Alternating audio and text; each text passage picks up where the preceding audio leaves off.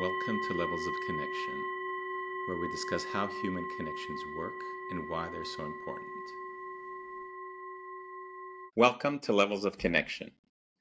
I'm Stephanos Papadopoulos, and my guest today is Callum Wilson. Callum is an ex-professional rugby player and a transformational executive coach.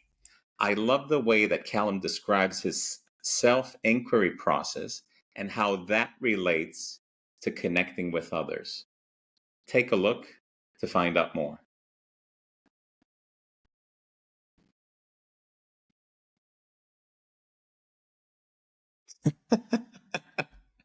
We're on. Callum Wilson, welcome to Levels of Connection. Thanks for having me on, Stephanos. This is a real pleasure and great opportunity to chat to a good friend. It's a real pleasure. It's connection. Always a pleasure to interact with you and to introduce you to our viewers. Callum Wilson is a transformational executive coach.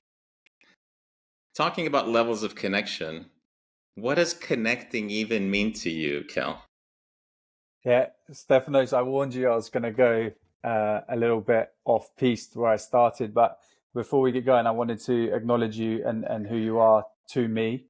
Over the last 2 years, I've got to know you through programs we've been on, and it's been super inspiring for me to see how you've worked your inner work into your business. I think lots of people get that mixed up, but I've really been inspired by how you are able to do that and also maintains such integrity with your family life. I love listening to you talk about your life outside of coaching as well as who you've been in our community. It's like a real figurehead in keeping us moving together. So I appreciate you a lot, mate.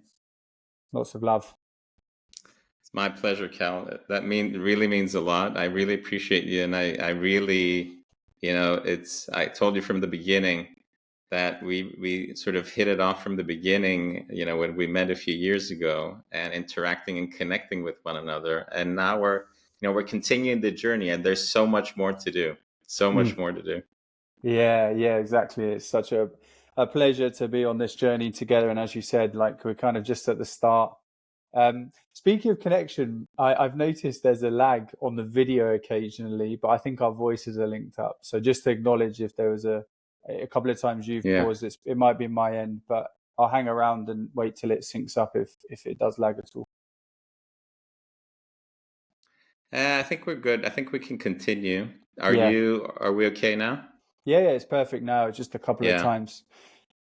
Cool. Excellent. So do you want to jump right into it? Yeah, let's go. So what does connecting with others even mean to you? It can be very broad or very narrow depending on how you define it. Yeah, I think definition is important. I love the etymology of words, and the word connection to me is all about unity. It's about togetherness. The con in connection comes from togetherness, and it's about the binding of people. I think that's like really important to get your head around, because a lot of what we do in our lives is create and speak into further separation from one another.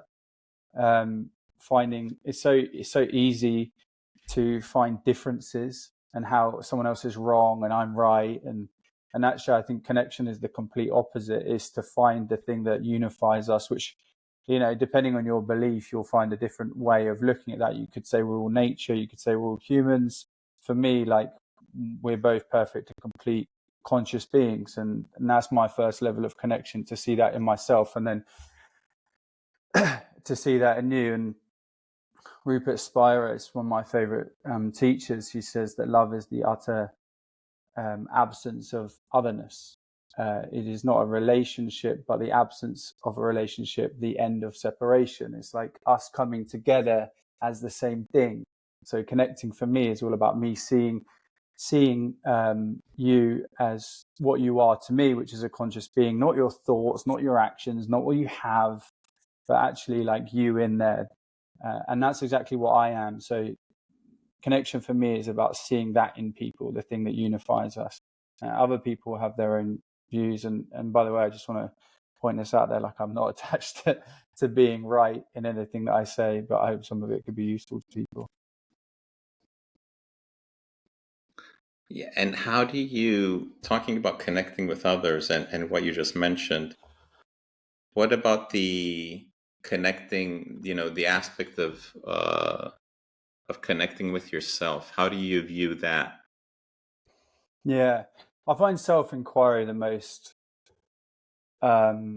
workable, useful way of connecting with myself, and that's that I ask myself questions every morning.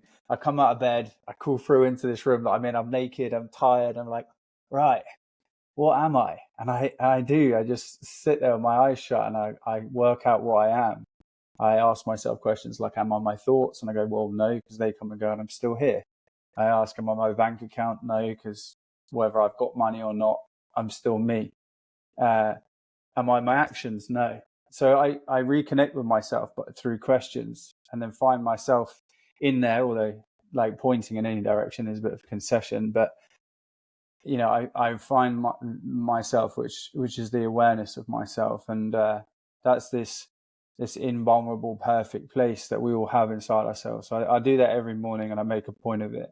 I don't think that is the typical context that you roll out of bed into. We tend to roll into the illusion that we're our skin and bones, our thoughts and our feelings and our actions. And so I like to reconnect with myself every morning to give myself that context to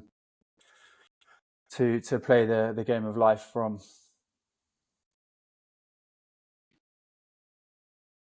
How did you come to this realization or to this way of waking up in the morning? What was the journey? I had some idea that what I was what I had achieved, and that therefore the more that I did, the more that I was. And I managed to achieve a lot of my life goals and realized that nothing changed about me. And I thought, oh, fuck, well, maybe I'm not what I do.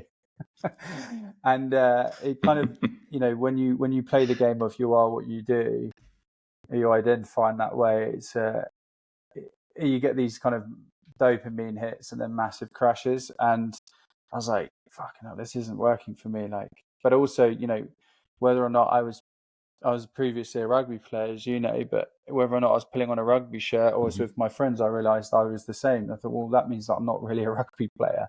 I'm the thing that sees or does that. But I'm not the thing that I'm identifying with. So it was kind of just by like getting it quote unquote wrong enough times and actually like that not creating the type of happiness that I wanted. And then I started to get involved in this work, and I was kind of quite a doy coach, like helping people do things. But then they'd always come back with the same kind of problems, and I realized that it was like a fundamental at source thing that I couldn't see that was preventing me from serving others. So I started to look into different stuff and found a few good books, a few good teachers, started learning about it. And I was like, wow, this is really different. Like when I find out who I am as a whole and complete conscious being, and then I just get to play life like as a game, not as something to complete me, not as something to judge myself on or like to feel good or bad about, but I can actually like meet life from a whole and complete and get to play. And that is just such a different way of living. Like not living out of fear all the time, very survival based way of living, but just a different context. And it's a beautiful context. It's not the one that we tend to dwell in or come from, but it's one that if you create through thinking, is possible to use, and the more you use it, the more you start to see it, the more you start to see it in other people too, and life shifts pretty quickly. I know the work that you've done with Spazia, I think is the name, and I'm sure like you kind of understand what I'm coming at here. How do you share this, way of living with somebody that wants to work with you? I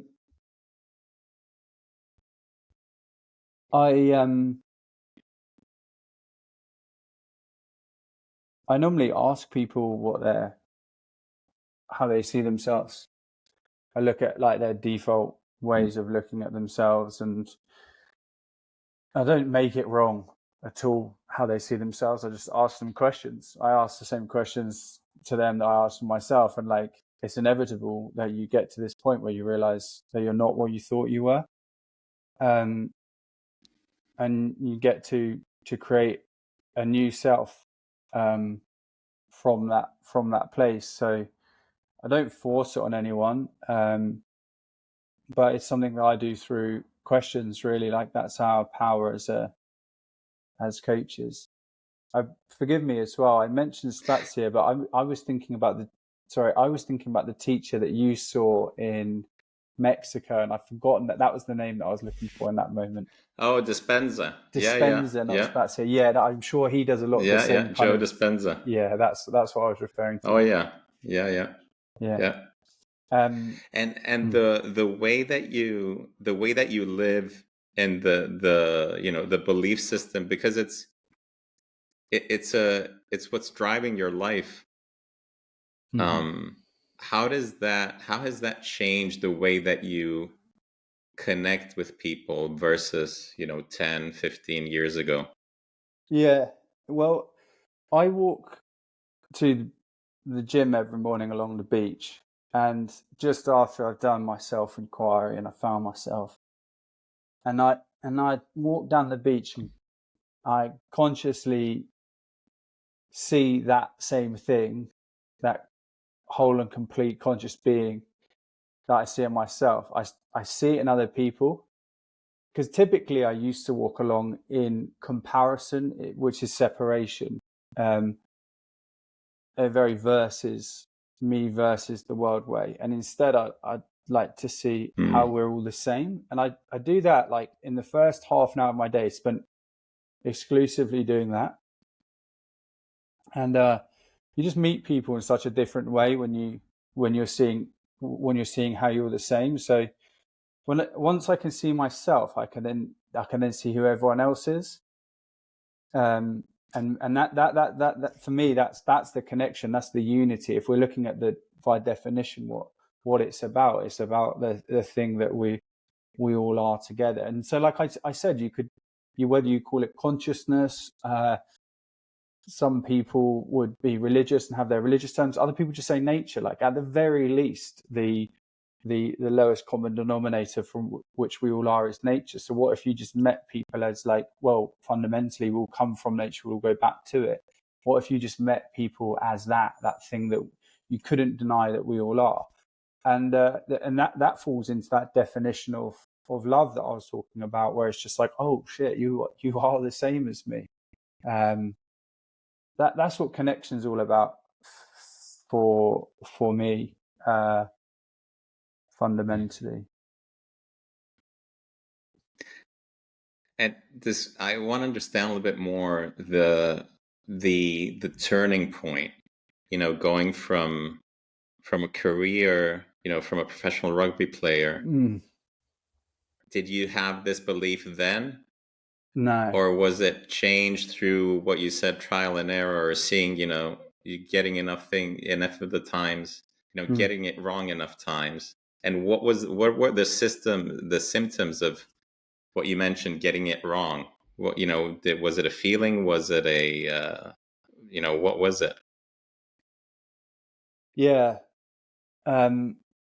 Sport's an interesting one, because you tend to get into sport from a very egocentric point of view, like very self-centered. when I say self there, I'm not talking about the self that you get to through self-inquiry.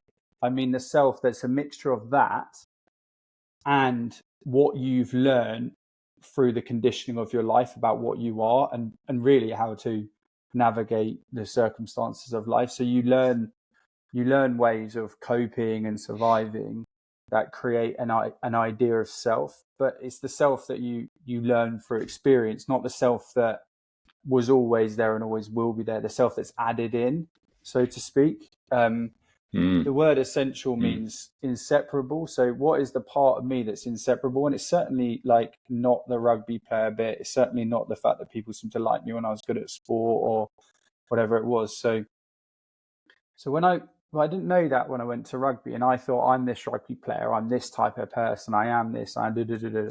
A very like limited, small way of seeing myself, but nevertheless the way that I saw myself. And then sport became about this comparison just through its nature of competition, of like with my teammates, like who's better than who, am I better than you, always me versus. And then with the opposition as well, it's constantly reinforcing an idea that it's me versus the world and very separate.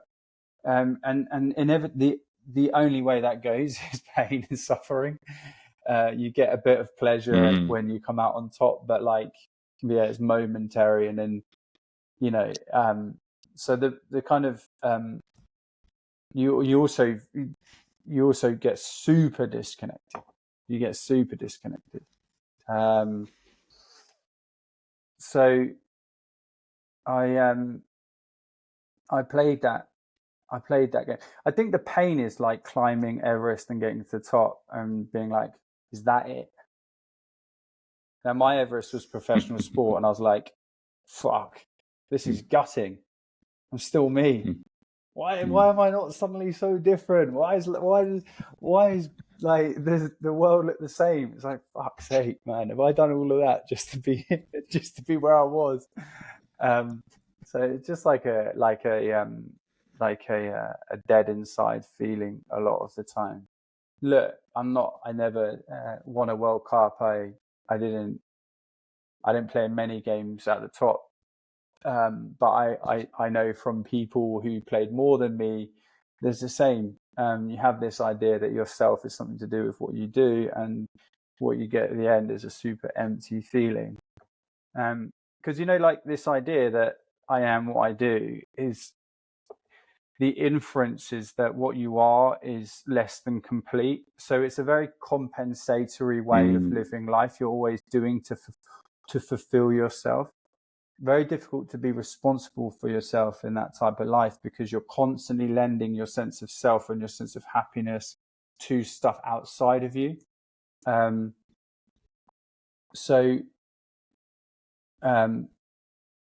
It's almost like quite a dangerous way to play, because you're rolling the dice on how you feel at the end of the day. Because, you know, anyone could drive past and shout something out the window and, oh shit, someone doesn't like me, and then you feel awful, or like the bounce of a ball goes the wrong way and you suddenly don't feel good about yourself. So it's a roller coaster that actually... And you keep giving your energy to other people. Oh yeah. Well, like I said, you can't be responsible. You're caught in complaint and blame because, oh yeah, but they said this about me and therefore I don't feel good. It's a you know, most people live that life, you know, because when you wake up in the morning, you do appear to be center of the world. Like when you wake up in the morning, you do appear to be your body and your image, because like, oh, there I am. Yet like every cell on my body is different to the cell that was there 7 years ago. So how could I be the cells on my body? But it appears that way. Like illusion doesn't mean that something isn't there. It's just that it isn't as it appears. And I think it takes a little bit of like investigation to get beneath the hood of it. But most people aren't waking up into that. And there's nothing, by the way, I'm not saying that I'm right and they're wrong. I just want to be clear about that. It's just a different it's a different context. It's just a different context to look through. And the one that seems to work for me, especially when it comes to connecting to people. What would you tell your 20-year-old self? Nothing. You know, now, or your clients as well, that because you have a you have clients that are that are coming to you, and you work on these matters on connection and on connection with oneself and connecting with others. Yeah. So what would you tell your 20-year-old self about that? Yeah, well, I kind of shouted out, interrupted you and said nothing though, because I wouldn't tell my younger self anything. I feel like it was all perfect. Something's complete when it is the way that it's meant to be, and the definition of perfect is when something's complete. So I think life is inherently perfect. It's the way it's meant to be. And the reason I know that is because it hasn't ever been another way. The only evidence I have is exactly how it should be. So like I wouldn't tell myself anything because I know that it was meant to be that way because Okay. that's the way it was. So now I've done enough inner child work to be like, mate, I'm not going to tell you anything. Just go and do whatever you think's right, and we'll get there. We'll get there. Like there's anywhere to get. That's a funny thing to say, isn't it? We'll get there. You're there already, mate. You just need to realize it. And then in terms of other people, it kind of depends where they're at, right? Like, we'll probably get to this, but connecting, leaders listen first and talk last. You'd be doing a heck of a lot of listening before you tell anyone anything, because I don't know what people's beliefs are, how they see themselves. Like we're going to get to this, but often when a client comes to me, you're not really listening for what's said. You're listening for what's unsaid and what's unthought, what they're not seeing or not saying, and so I'll be listening to that, to like when I'm connecting to people, and more of how they create their world, how they see their world, their context through which they look into their life, rather than and I will be listening to the words, but it's to that, like, okay, how do they see themselves? How do they see themselves? How do they see their life? How do they see the task in front of them? There are three things you're constantly listening for. And then according to that, you'll ask questions or say things for them so that they could stand in a different box and have a different look at things. So I guess I don't have a prescription on what I say. It's more about listening to what their own creation of it is, and then seeing if they want to create it another way. Talking about prescriptions or processes, and I know that you're very fluid, but you have a guiding philosophy that you mentioned in the beginning. Do you have a process for connecting that you want to share with us? Do you mean business, or like, because I got a business process, but I've just got a general process in life? Both. Well, I have I talked in the morning, like I'll come through here, sit on my sofa and do self-inquiry. I think I said I was naked. No one needed to think about that, but everyone has now. And what I do is one of the statements that I'll say is, I am you and you're enough. And I just think about that. There's not a baby that's been born that isn't deserving of love and deserving of everything. And I just recognize that, like, that means that everyone is born as that thing, right? So I really think about that. Like, that my process for connecting with people is just to see them as whole and complete off the bat, 100%. Like, got to meet everyone as whole and complete, and I think that's a big part of coaching, is making a stand for people being whole and complete, and connecting to that part of them. Is connecting to that part of everyone that I meet. Whether it's a person in the street that most people are ignoring, but you're not your bank account. You're not the fact that you don't have a house. I want to see that you're whole and complete. I want to speak to that. So that's my process in day to day, just connecting with people's perfection, their wholeness and completeness. In business,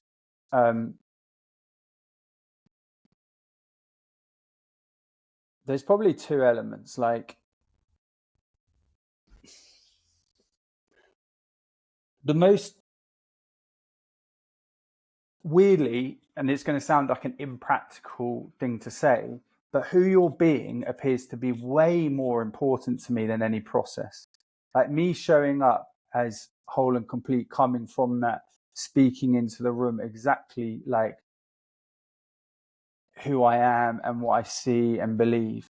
And that creates more business than all of the system that I'm going to explain in a second. I just want to be clear, like, the last £20,000 that I made was exclusive. I didn't even know I didn't know that any business was coming. I was just making a stand for who I am and who they could be, and not even like coaching or anything like that. Just being me and like bravely leaning into the part, expressing myself.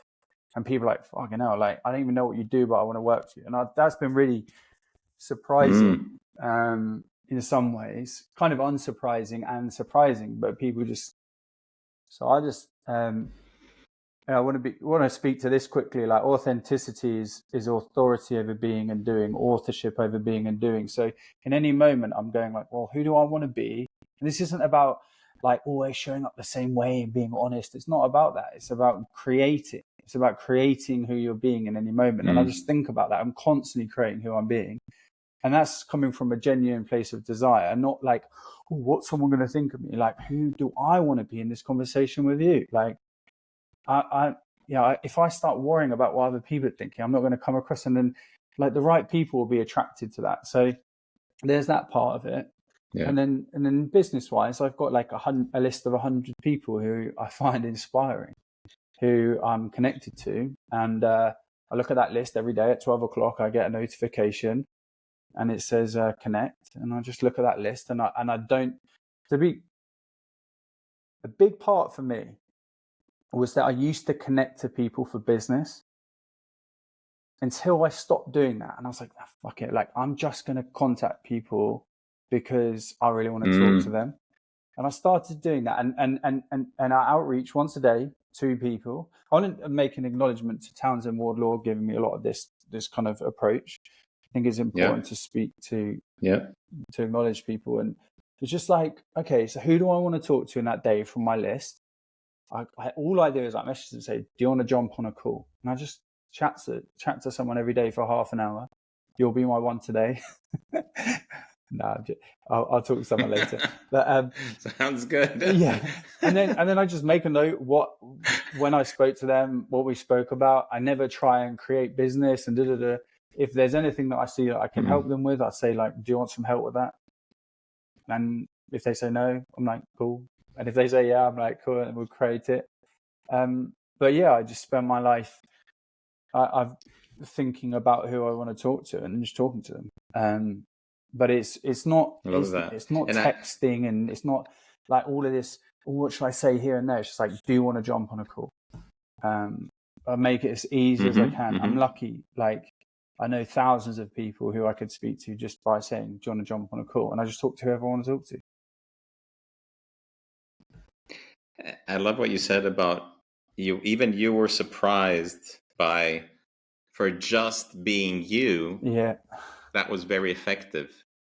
And it seems so simple, but even after all the work that you've done and you keep doing with yourself and with your clients, you're still surprised by, showing up as you should be enough, in the presence and in the space that you create when you do show up as you. Yeah. Yes. It's a great filter, because if I'm me, look, the worst, I mean, we're in the coaching world, right? You don't want to be coaching people where you've created some facade, you're wearing some sort of mask, and you've created a separation. And then you get it, talking about that's disconnection. And then those end up being clients. It's not their fault. And get this straight. Like, you created them that way because you didn't show up as you. So I just be me. And if people want to be around that, then great. And if they don't, then great. It's all perfect. Like I said before, life's how it's meant to be. So I'll just do that. And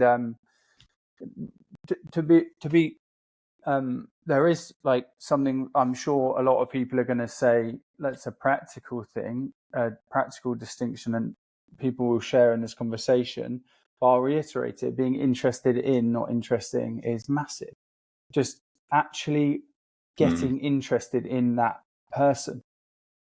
Not, very importantly for coaches, not like, oh, what's the angle to get them to pay me 20 grand? Like, just what's going on for you? Like, how are you creating your life? What are you seeing? What are you excited by? Just get like, I love, I've always loved that since I was a kid. I just love listening to people and what they're up to. I've always been interested in potential and possibility. So I'm always listening to that. I've always been like that. It's just easy. Like, hey, what are you up to? What's going on in your life? How's your family? What's next? Just do that sort of stuff. And then they'll ask me about me, and I'll say that. And then, sometimes they want to work, and sometimes they'll be like, my friend wants to work with you. And sometimes it'll just be a beautiful conversation. I'm always super happy just to have a beautiful conversation. So like, I never, ever try and create business anymore. Well, you're showing up as you, and you do, but I'm also hearing consistency. You do it on a consistent basis. So the connecting, the conversations, the expression, it's not done sort of randomly, whenever you feel like it, or whenever you do it at least once a day, or in regular intervals. Yeah, I think people want to get their head around that. It doesn't matter that this isn't true, but like as Werner Erhard said, it's a powerful place to stand, even if it's not true. That you create everything in your life and you're 100% responsible. It doesn't matter if that's not true, but if you live into that idea, life starts to look different. It starts to look a lot like waking up every morning and deciding who you're going to be. It looks a lot like every day thinking about a step forward for what you want to give to the world. I'm very specific about that as well. Like I want my business to be about a contribution. So like, how can I contribute today? And that, what goes as a coach with someone with no one to talk to? So it's pretty obvious for me that I'm going to be relentless and ruthless. And when I say ruthless, I don't mean unpitying in that definition of it. I mean unbending. Like I don't miss. And if I miss, look, this is going to sound like a contradiction, but like I don't beat myself up. When someone goes on a diet and they're really clean on it for like a month, and they have a chocolate bar and they're like, oh, it's done now. Like I might as well just go back. I just don't do that. Just be like, oh, right. Turns out I'm still a human being somewhere in there. Forgive myself because I'm not what I do. I forgive myself for judging myself as I am that thing, for the truth is I'm not, and then get back on it. But my business plan as a background, like I want to give you all the details of my business plan. I need you to listen up here. Is do what I want. That's it. Just talk to people who I want, talk in the way that I want. That's all I do every day. And I'm relentless about doing that. And that looks a lot like reaching out to someone every day, talking to someone every day, coaching in the way that I want to coach. Sharing videos and thoughts, just not because I think it's going to add any value, like just saying it because it's what seems to want to come through me. Like nature sort of saying, say this. So I'll just be like, well, I'm not going to get in the way of nature, and just posting all of it, saying all of it. And from a place of love, to be clear, like another context that I live through is like, I want everything to be coming from a place of love, not fear. A lot of people who are worried about connecting, I guarantee that there's people you want to talk to and you're not doing it because you're scared. So like, if you water a plant, it will grow. And most people are watering the plant for fear, which is like, I'm looking for every reason they shouldn't do something. And I don't really do that. I just think, do what I want, connect to people I want. So what do you to call out to the people that are going to be watching this and they want to develop the habit of connecting in being inspired by you? What would be your advice? What would be your way of, helping them out to develop this habit of connecting in the way that you define it? Well, I think a really important principle is integrity. And I don't mean integrity in the moral or ethical sense of the word. I think it's Michael Jensen's got a really good piece on this. And if you want it, I'll send it to you, and then you can send it to anyone that listens to this and wants to hear it. But like, sure. If you think about the integrity of a building, you'd say, it's just like the walls work as walls. And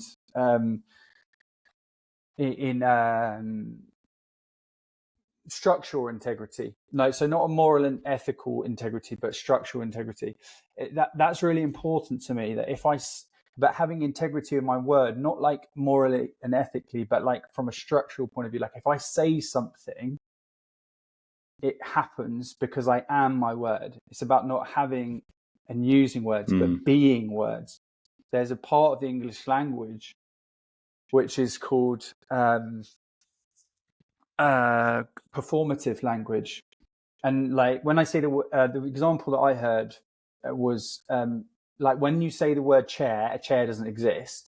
But when you say the word I promise, something is created when I say the word promise, and that's because it's a performative word. So like when you write out a process, it can't be like a word or something that you have or you use. It's got to be something that you are. So when people are saying what they're going to do, like if following this, they're like, right, I want to connect to at least one person a day and outreach to one person a day and connect. They want to have that as like a promise to themselves. It's like a ruthless commitment, not as like, oh yeah, I'll do it and then just see how it goes. There's like no trying involved in this. It's like I said, it's going to happen, so it's going to happen, right? There's like that to it.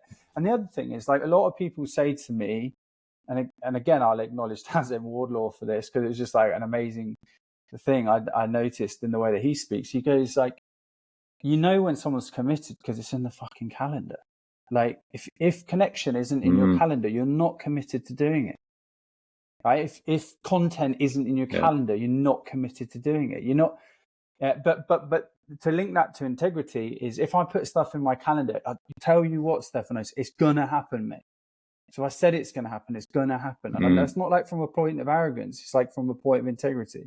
If I say I'm gonna do something, it's gonna happen. And you want that kind of like workability. You want your words to be useful.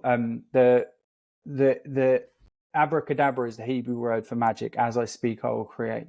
So you want to get like so close to your word that as you speak, it happens. Like that's magic. So I want everything that I say to be like really practical. And so so what it is that when you following this call or following whatever is when you decide what you're going to do, have it show up as a promise. Not as like some like, oh, this would be nice, I'll try it. None of that. Just like, I'm going to connect to someone every day. And then if I don't, I'll forgive myself and I'll just get back on it. Because like, I heard this amazing example, because I want to be clear with that. Like, I am that this is going to happen, and then I'm a human. So my thinking creates something and I might forget, right? And I don't forget, and I might. So I'll be clear. But a baby falls over. And when a baby falls over, when it's learning to walk, you don't say to a baby, oh, stay down, you've messed up now. You say, get back up and do it again. And you got to be like yourself, you're a baby sometimes. Just like, good.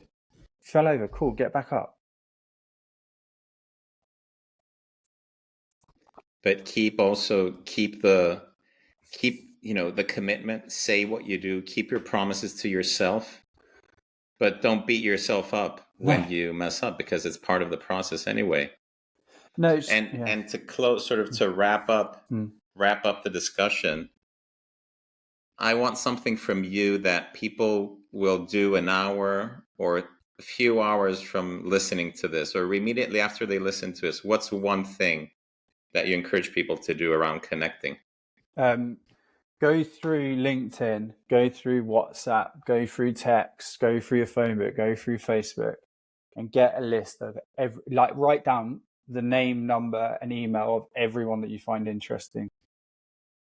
Because if you don't have that, then when 12 o'clock comes every day for you to do outreach, you'd be scratching your bum wondering who to talk to. You want to have that list ready, because you just want that to be one moment. Like, oh yeah, there's an interesting, inspiring person. There's Stephanos. All right. Hey mate, would you want to jump on a call? Yeah, nice. We want to make it like that simple. That'd be the one thing. Probably. Thank you, Cal. Thank you. That is, I like always, I really enjoy us interacting with one another. I really enjoy it. Very useful conversation, very interesting way of living, because it is a way of life. that you're connecting. It's not, like you said, it's not a system. It's the way that you are. It's the way that that you show up in the world. Yeah. Uh, Yeah. Can I? and because, because I am a coach, Hmm. what was useful for you from this conversation that we had today? Well, can I share two things? Sure. The first thing, there's a guy I really, everyone should listen to, a guy called Ankush Jain. He said, I used to focus on forgiving myself for like certain acts. And then he realized that my being became forgiving. My being, not like it, being became something that I was, not something that I did. And that's, you kind of just said that in a way, like you got to be connected. It's not about doing connection. It's like who I am is that I'm connecting to people. ABC, always be connecting, but it's not a doing, it's a being. It's like I'm always interested. I'm always fucking seeing people as perfect and then getting involved in that kind of conversation with people. And then the other thought I just had, like, I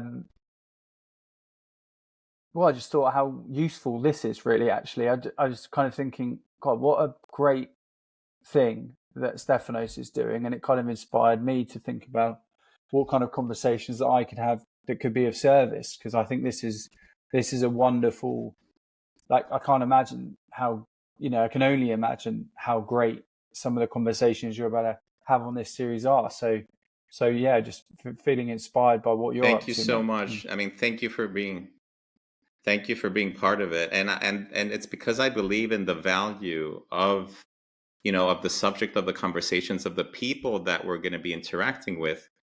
And because, there's no limit to learning, either about connecting or about, human nature, or the way that things work, the way that we interact with one another.